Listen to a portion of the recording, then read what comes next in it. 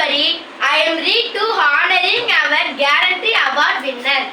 Captain Vikram Batra, Gallantry Award winner, gave the supreme sacrifice for our nation. He fought bravely during the Gangai War and showed great courage and patriotism.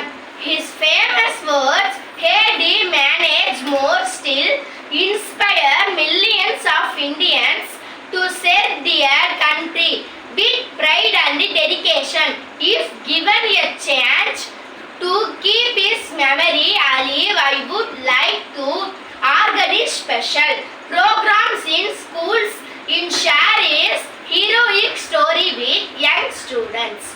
Would create posters, conduct essay writing and speech competitions, and make denominators to show his bravery. We can also plant trees and name them after our brave soldiers to remind everyone of their sacrifice.